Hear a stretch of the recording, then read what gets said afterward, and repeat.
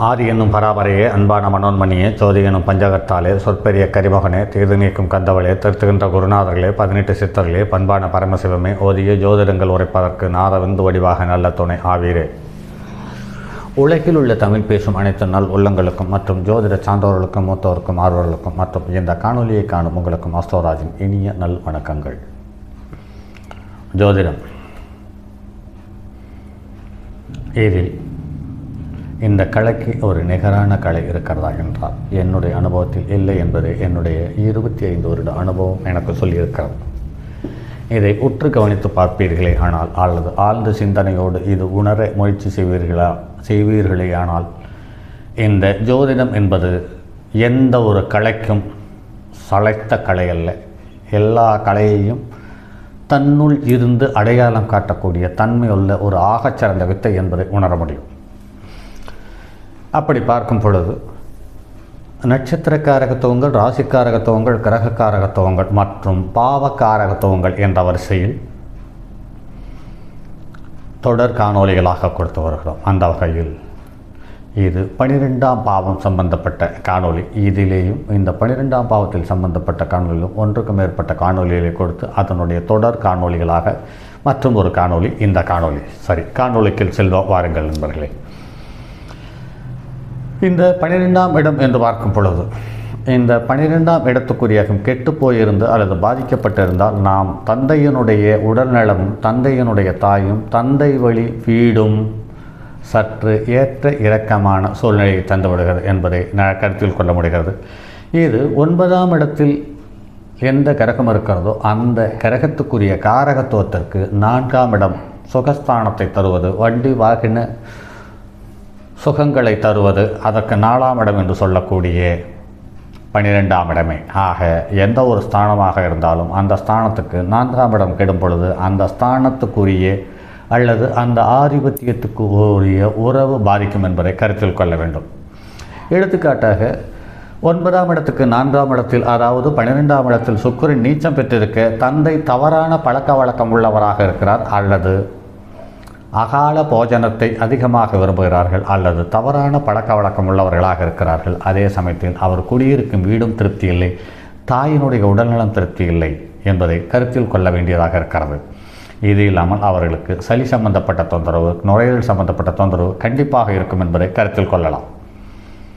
இப்படி எதிரிக்கு உங்களுடைய ஜாதகத்தில் 12ஆம் இடத்துக்காரன் என்ன நிலை இருக்கிறானோ அப்படித்தான் எதிரியினுடைய வாழ்க்கை துணையினுடைய நிலை இருக்கும் என்பதை கருத்தில் கொள்ளுங்கள். அதில் எந்தவித ஏற்ற இறக்கம் இருக்காது. அவர்களுடைய தசாபுத்தி வராத பட்சத்தில் உங்களுக்கு அந்த எதிரியினுடைய வாழ்க்கை துணை எப்படி இருப்பார்கள் என்பதை கவனிக்க முடியாத பட்சத்தில் உங்களுக்கு அது ஒரு சாதாரணமான தகவலாக இருக்கும். உற்று கவனித்தீர்களேயானால் ஒவ்வொரு பாவமும் ஒன்றுக்கு மேற்பட்ட தகவல்களை உங்களுக்காக வழங்கி கொண்டே இருக்கிறது. அந்த வழங்கக்கூடிய தகவல்கள் சுப கிரகங்கள் இருக்கும் பட்சத்தில் சுப நிகழ்வுகளாக நடக்கிறது, பாவ கிரகங்களாக இருக்கும் பட்சத்தில் பாவத்துக்கான சம்பந்தப்பட்டது அல்லது நஷ்டத்துக்குரிய தகவல்களை அள்ளித்தருகிறது என்பதை கருத்தில் கொள்ள வேண்டியதாக இருக்கிறது. அதே சமயத்தில் இந்த 12ஆம் இடம்தான் மருத்துவமனையிலிருந்து மருத்துவம் பெற்று நோயிலிருந்து விடுபடுவதற்கான சந்தர்ப்ப சூழ்நிலை உண்டு பண்ணி தருகிறது. அதே சமயத்தில் இந்த ஒவ்வொரு பாவத்திற்கும் அதற்கு 10ஆம் பாவம் வலுவாக இருக்கும் பட்சத்தில் அது அந்த யோகத்தை அள்ளி பெறுவதற்கான வாய்ப்பை உண்டு பண்ணி தரும். அதாவது லக்னத்துக்கு 19ஆம் இடம்தான் உங்களுக்கு இருக்கக்கூடிய நோயை உங்களிடமிருந்து விலக்கி வெளியேற்றி உங்களுக்கு ஒரு சுகத்தை தரக்கூடிய அமைப்பை தருவது லக்னத்துக்கு 9ஆம் இடம். ஆக 12ஆம் இடத்தில் ஒரு கிரகம் இருந்து உங்களை மருத்துவமனையில் தங்கி வைத்தியம் பார்ப்பதற்கு அனுமதிக்கிறது அல்லது திணிக்கிறது என்று வைத்துக்கொண்டால் அதை விட்டு வெளியில் கொண்டு வருவதற்கு 9ஆம் பாவம் ஆகச்சிறந்த உதவியை செய்யும் என்பதில் மாற்று கருத்தில்லை. இப்படி ஒவ்வொரு பாவத்திற்கும் அதற்கு 1, 4, 7, 10, 2, 5, 7, 9, 11, 1, 5, 9, 3, 7, 11, அதாவது ஒவ்வொரு பாவத்திற்கும் இதனுடைய காரகத்துவத்தை அல்லது இதனுடைய பாவகத்துக்கு சம்பந்தப்பட்டதை அல்லது இதனுடைய கேந்திர திரிகோணங்கள் சம்பந்தப்பட்டது, உபஜயஸ்தானங்கள் சம்பந்தப்பட்ட விஷயங்களை கருத்தில் கொண்டு ஒரு ஜாதகத்தை பார்த்தோமானால் அந்த ஜாதகத்தில் எல்லா உறவுகளுக்கும் தெளிவான ஒரு முடிவை நம்மால் எடுக்க முடியும், அதை வெளிப்படுத்த முடியும் என்பதில் மாற்று கருத்தில்லை. ஆனால் அந்த அளவிற்கு நமக்கு பொறுமையும் நிதானமும் இருக்கிறதா என்று பார்க்கும் பொழுது இன்றைய காலகட்டத்தில் அது மிக மிக குறைவாகவே இருக்கிறது என்பது சற்று யோசிக்க வேண்டிய ஒரு தகவலாகவே இருக்கிறது. ஆக 12ஆம் இடம் என்பது விரயத்தை மட்டும் சொல்லுவதில்லை, இப்படி எண்ணற்ற தகவல்களையும் தனக்குள்ளே புதைத்து வைத்திருக்கிறது என்பதை கருத்தில் கொள்ள வேண்டியதாக இருக்கிறது. விரயஸ்தானத்தில் 10 கொடியவன் பலவானாய் இருந்து அல்லது பலவீனமாய் இருந்தால் 50 வயதாகியும் ஏராளமான பொருள்களை சம்பாதிக்கக்கூடிய தன்மை உள்ளவனாக அமைகிறது. விரயஸ்தானாதிபதி 2ஆம் இடத்தில் இருக்க, 2ஆம் அதிபதி விரயஸ்தானத்தில் இருக்க, லக்னாதிபதி நீச்சனாய் இருக்கும் பட்சத்தில் இவர்கள் பொருள்களை எல்லாம் ராஜாக்கள் கைக்கொள்வார்கள் அல்லது அரசாங்கம் எடுத்துக்கொள்கிறது என்பதை நடைமுறையில் சொல்லப்பட்டிருக்கிறது. இது நடைமுறையில் அப்படியே ஒத்துப்போகிறது. இவர்களுடைய சொத்து நிறைய இடத்தில் இந்த அமைப்பில் உள்ளவர்கள் 2-12க்குரியவர்கள் பரிவர்த்தனை, 2-12க்குரியவர்களுடைய நட்சத்திரத்தில் இருக்கக்கூடிய கிரகங்கள் பரிவர்த்தனை இருக்கும் பொழுதும் இந்த தங்கள் சொத்து அரசாங்கத்திற்கு தாரை வார்த்து கொடுத்தது அல்லது அரசாங்கம் அபகரித்தது அல்லது அரசாங்கத்தால் வசூலிக்கப்படுவது போன்ற நிகழ்வுகளை இந்த 2-12க்குரியவர்களுடைய பரிவர்த்தனை நிறைய ஜாதகத்தில் எடுத்துக்காட்டிருக்கிறது. விரயஸ்தானத்தில் லாபாதிபதியும் 2ஆம் இடத்தில் விரயஸ்தானாதிபதியும் நிற்க 2ஆம் இடத்தோன் பலமற்று போனால் இவன் பொருள்களை எல்லாம் ராஜாக்கள் தெண்டமாக கைக்கொள்வார்கள் என்று சொல்லப்பட்டிருக்கிறது. இதுவும் நடைமுறையில் ஒத்துப்போகிறது. பாக்யாதிபதி லாபமேறை இவர்களும் மித்திரு கிரகமாக இருக்குமானால் இவன் பிதா வேண்டிய பொருள் தேடி ராஜ சமானனாய் இருந்து இவனுக்கு போதுமான திரவியங்களை சேர்த்து வைத்து விட்டு செல்கிறான் என்று சொல்லப்பட்டிருக்கிறது. இதுவும் ஒத்துப்போகிறது.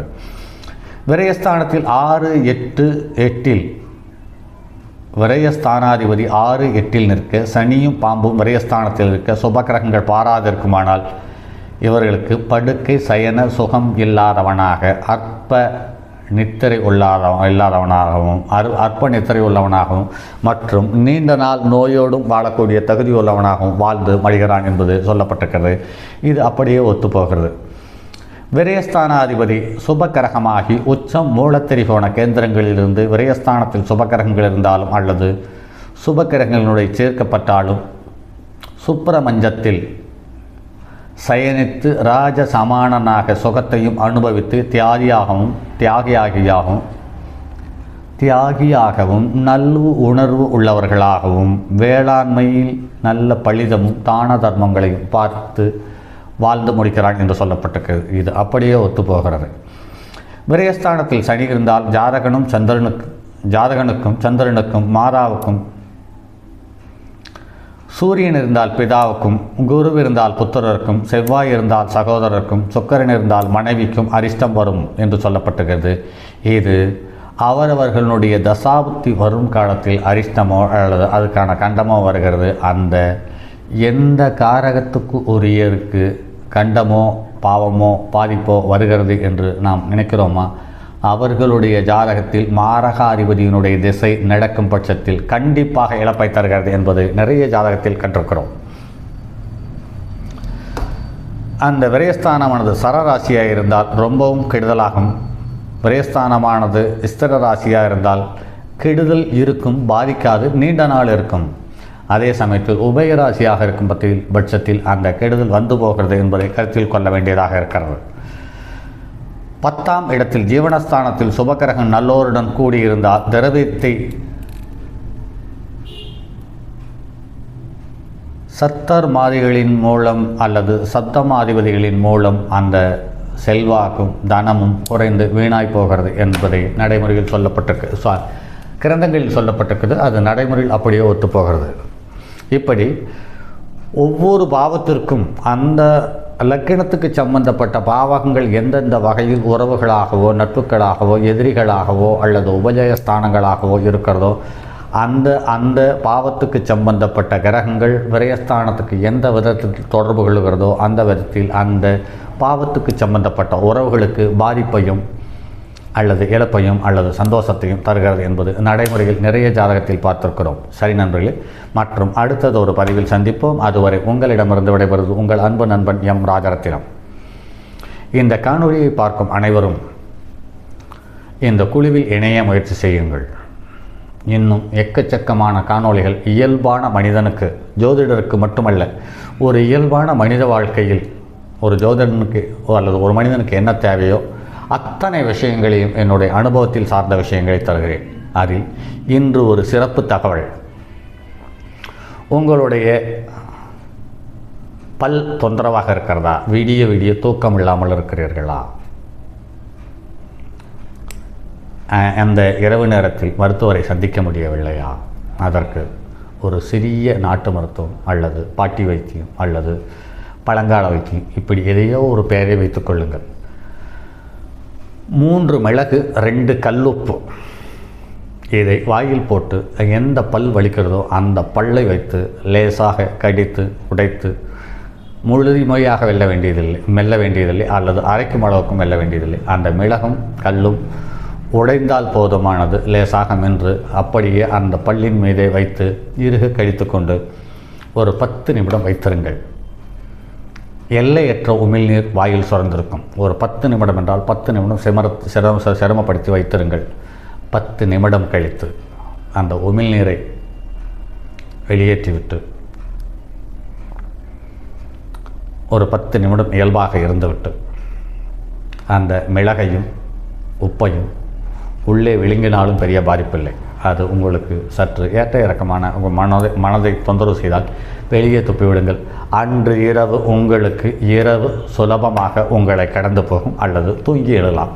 மறுநாள் காலையில் உங்களுடைய மருத்துவரை பார்த்து அதற்கு தேவையான வைத்தியங்களை செய்து கொள்ளுங்கள்.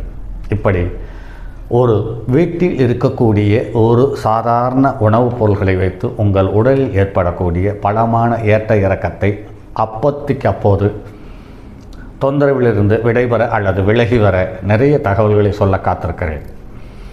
இது எல்லாம் மருத்துவமும் மருத்துவ ஜோதிடமும் அல்லது மனித வாழ்க்கையும் மருந்தும் என்ற வகையில் பதிவுகளாக தருகிறேன். அந்த தகவல்கள் அனைத்தும் உங்களுக்கு கண்டிப்பாக தேவைப்படும் தகவலாக இருக்கும். ஏனென்று கேட்டால், இன்று கல்வி, பணம், செல்வாக்கு, கௌரவம், மரியாதை இதை பெற்றால் போதும் என்று, இது இருந்தால் போதும் என்று உடல் நலத்தையும் நம்முடைய சொந்த எண்ணங்களையும் சந்தோஷங்களையும் எல்லாவற்றையும் புறந்தள்ளிவிட்டு பணத்தை நோக்கி பயணித்து கொண்டிருக்கிறோம். இதையெல்லாம் சம்பாதித்து முடித்து போதும் என்ற நிலைக்கு வரும் பொழுது உடல் உங்களுக்கு நீங்கள் நினைத்தபடி வாழ அனுமதிக்காத பொழுது இந்த செல்வம் செல்வாக்கு எல்லாமே வீண்தானே என்று நினைக்கும் பொழுது மனம் பலமான வேதனையை சந்திக்கக்கூடிய சந்தர்ப்ப சூழ்நிலை உண்டு பண்ணிவிடும். அதை கருத்தில் கொண்டு நான் சொல்லக்கூடிய சின்ன சின்ன மருத்துவ தகவல்கள் உங்களுக்கு ஒரு பெரிய ரிலாக்ஸை, அதாவது இயல்பு நிலைக்கு வருவதற்கு வாய்ப்பை உண்டு பண்ணி தரும் என்பதில் மாற்று கருத்தில்லை. சரி நண்பர்களே, அடுத்தது ஒரு பதிவில் சந்திப்போம். அதுவரை உங்களிடமிருந்து விடைபெறுவது உங்கள் அன்பு நண்பன் எம் ராஜரத்தினம். உடல் சம்பந்தப்பட்ட, நோய் சம்பந்தப்பட்ட, உறுப்புகள் சம்பந்தப்பட்ட ஏற்ற இறக்கங்கள் வரும் பட்சத்தில் உங்களுக்கு ஏதாவது மருத்துவம் தேவைப்படும் பட்சத்தில் கட்டணம் இல்லாமல் உங்களை சுற்றி இருக்கும் பொருள்கள், மூலிகைகள் மற்றும் காய்கறிகள் மூலம் என்ன விஷயத்தை உங்களுக்கு தர முடியுமோ அதையெல்லாம் தருகிறேன். நான் சொல்லக்கூடிய எந்த ஒரு தகவலும் இன்னொரு நூலில் இருந்து எடுக்கப்பட்டதாக இருக்கலாம். ஆனால் அதை என்னுடைய சொந்த அனுபவத்தில் பார்க்காமல் அதை உங்களுக்கு சொல்ல மாட்டேன் என்பதை ஞாபகத்தில் வைத்துக்கொண்டு என்னை அணுகலாம். சரி நண்பர்களே, மற்றும் அடுத்தது ஒரு பதிவில் சந்திப்போம். அதுவரை உங்களிடமிருந்து விடைபெறுவது உங்கள் அன்பு நண்பன் எம் ராஜரத்தினம். வணக்கம் நண்பர்களே. என்னுடைய அலைபேசி எண் 9788929999 மற்றும் ஒரு எண் 9791399649. தங்கமான் மழுவோடேந்தி தன்மதி தலையில் கொண்டோன் மங்கையர் பதிக்குச் சொன்ன மாமொழி ஜோதிடத்தை இங்கி யாம் உரைப்பதற்கோர் இமை என்னும் பிழை வராமல் காக்க செங்கன் மால் மருகன் யானைச்சரன் பதம் காப்பதாமே.